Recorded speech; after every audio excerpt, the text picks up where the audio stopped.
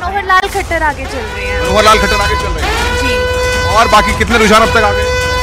फिलहाल तो सिर्फ वहीं का आया और ये बताया, ये अपडेट है कि मनोहर लाल खट्टर जो है राजस्थान में कांग्रेस 5 सीटों पर आगे चल रही है। ब्रेकिंग मनुराज, सिर्फ इसलिए नहीं कि 291 सीटों पर आगे चल रही है। अगर रुझानों की बात करें तो जादुई आंकड़ा रुझानों में, जादुई आंकड़ा 272 का रुझानों में एनडीए गठबंधन ने हासिल कर लिया है और ये 470 सीटों का ही अभी रुझान है। 470 सीटों के रुझान में 291 रुझानों में आगे चल रही है एनडीए गठबंधन और रुझानों में बहुमत पा लिया एक तरीके से कहा जा सकता है एनडीए गठबंधन ने। और इस पर टिप्पणी बहुत महत्वपूर्ण हो जाती है बीजेपी के प्रवक्ता लक्ष्मीकांत हमारे साथ जुड़े हुए। लक्ष्मीकांत जी, रुझानों में बहुमत आपने ले लिया है। रुझान है लेकिन ये रिजल्ट बदल भी सकते हैं सर।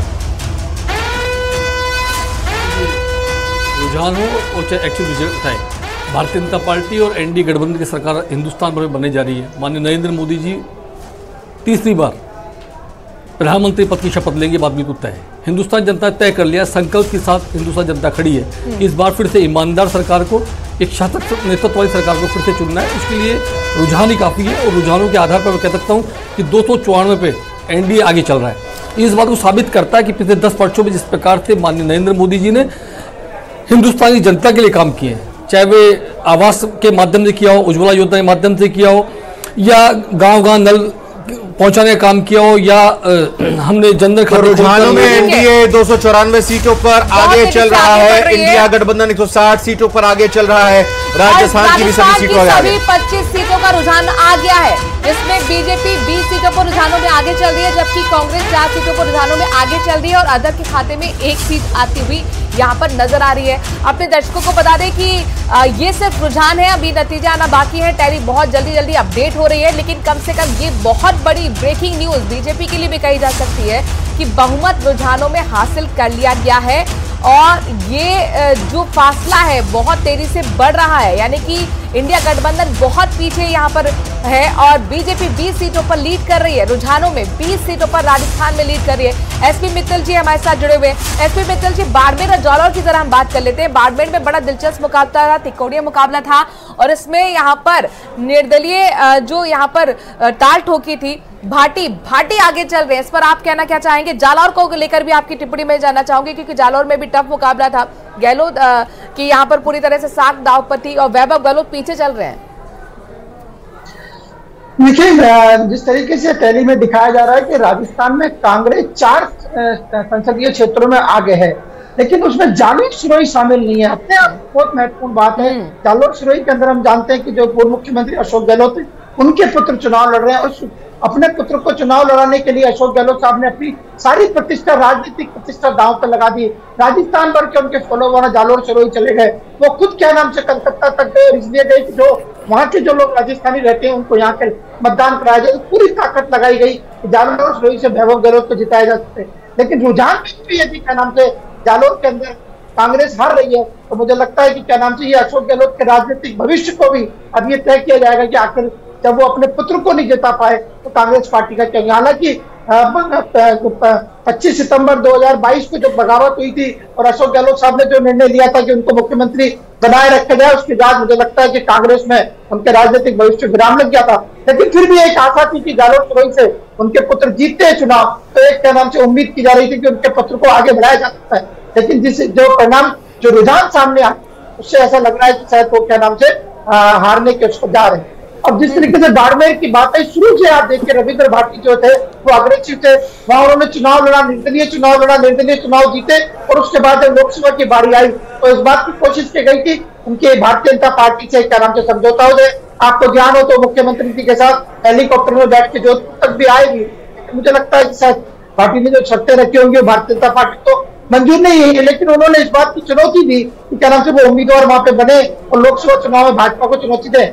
बाड़मेर जैसलमेर तक जानते केंद्रीय मंत्री कैलाश चौधरी वहां चुनाव लड़ते हैं, उनकी प्रतिष्ठा पूरी तरह से दांव पर है।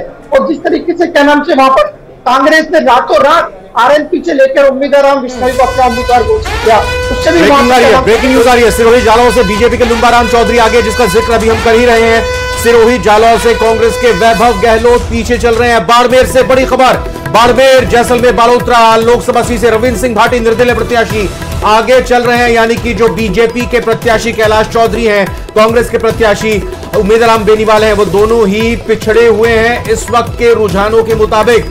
बालोतरा, बाड़मेर, जैसलमेर सीट से एक टिप्पणी जल्दी से मैं लेना चाहूंगा यहां पर राकेश गोयल से। राकेश जी, इतिहास कहते हैं कि दोहराता है, लेकिन इस बार लग रहा है कि राजस्थान के चुनाव नतीजों में अगर रुझानों को सही माने तो इतिहास दोहरा नहीं रहा है, इतिहास बन रहा है। 4 सीटों के रुझानों पर कांग्रेस आगे और एक निर्दलीय भी आगे हैं, रविंद्र सिंह भाटी।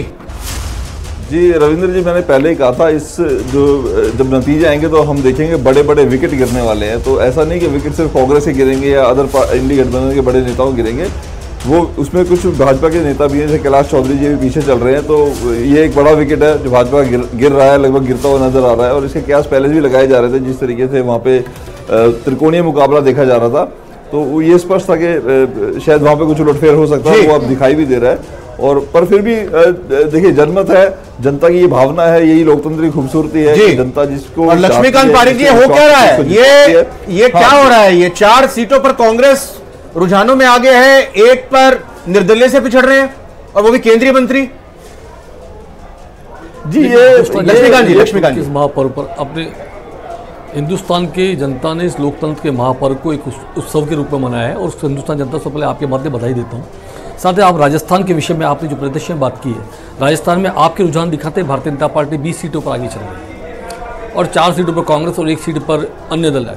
ये रुझान जब वास्तविक परिणामों बदलेंगे तो राजस्थान की 25 की 25 सीटें भारतीय जनता पार्टी जीतेगी, ये बात बिल्कुल तय है। आप जिस प्रकार से आपने, चूंकि आज ठीक नहीं है मैडम, सुन लें प्लीज, आपने जिस प्रकार से हम सब सारे विश्लेषण आपने किए हैं, और विश्लेषण के आधार पर आपने कहा, थोड़ी देर पहले आप कहते प्रताप सिंह खाचरियावास आगे चल रहे हैं, शिवराज विधानसभा क्षेत्र का कुछ क्षेत्रों में आगे चल रहे थे, आप वापस पीछे हो गए। तो भारतीय जनता पार्टी लगातार राजस्थान में 25 की 25 सीटें जीतने जा रही, बात बिल्कुल स्पष्ट सकता है। इसके मुख्य कारण है जिस प्रकार से केंद्र की सरकार ने काम किया और जिस प्रकार से पिछले 3 माह का, सिर्फ 3 माह का समय मिला है, उसके कालखंड में 5 वर्षों के असफल गहलोत के कार्यकाल के बाद भारतीय जनता पार्टी बजराज सरकार ने सफलतापूर्वक 100 दिन के अंदर काम किया, उन सब को लेकर राजस्थान जयपुर ग्रामीण से अनिल चोपड़ा आगे चल रहे हैं, ये बहुत बड़ी खबर है। कांग्रेस के अनिल चोपड़ा आगे चल रहे हैं। अपने आप में ये बड़ी खबर इसलिए हो जाती है क्योंकि यहाँ पर इससे पहले बीजेपी लीड कर रही थी और अब यहाँ पर कांग्रेस लीड कर रही है। तो यहाँ पर देखिए, जयपुर शहर हो या फिर जयपुर ग्रामीण हो, दोनों से यहाँ पर अब कांग्रेस आगे चलती हुई नजर आ रही है। सिरोही जालौर से हालांकि बीजेपी की लुम्बर राम चौधरी आगे चल रहे हैं, लेकिन सिरोही जालौर से कांग्रेस को बहुत बड़ा झटका लगता हुआ नजर आ रहा है। वैभव गहलोत पीछे चल रहे हैं। अशोक गहलोत ने पूरी ताकत झोंक दी थी वैभव गहलोत की जीत के लिए, ताबड़तोड़ चुनाव प्रचार कर रहे थे। उनकी पत्नी भी चुनाव प्रचार के लिए उतरी, वैभव गहलोत की पत्नी, साथ ही अशोक गहलोत की भी पत्नी यहाँ पर उतरी। बड़ा मार्जिन हो गया है, देखिए बड़ा 5898 वोटों से आगे चल रहे हैं। उधर अनिल चोपड़ा 5868 वोटों से जयपुर ग्रामीण सीट से अनिल चोपड़ा आगे चल रहे हैं। और मंजू शर्मा 339 सीटों से आगे चल रही है।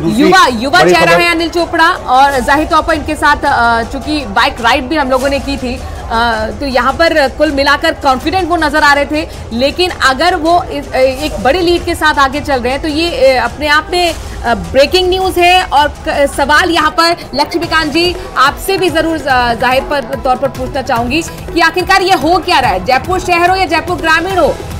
जयपुर शहर में तो खैर आगे हो गई है मंजू शर्मा भी 339 वोटों से, लेकिन ये मार्जिन बहुत कम है, ये मार्जिन बहुत कम है, मतलब बहुत टफ है, आगे पीछे बहुत जल्दी हो रहा है। लक्ष्मीकांत जी, आपने जयपुर शहर के बारे में बता देता हूँ। जयपुर शहर के जब भाग संख्या 1 से शुरुआत करते हैं तो कई बार हसनपुरा से शुरू होकर के, और जिस बार जालूपुरा और बाल्की रामगंज जो मुस्लिम बाहुल्य क्षेत्र होता है जहाँ पर कांग्रेस का परंपरागत वोट है वो से मिलता है। तो संभावित रूप से पहले शुरुआती दौर में जब सिविलाइंस विधानसभा क्षेत्र चलता है तो हसनपुरा, शांतिनगर इत्यादि क्षेत्र आते हैं जहाँ पर कांग्रेस का परंपरागत वोट रहता है, वहाँ से आगे हमेशा आप विधानसभा का।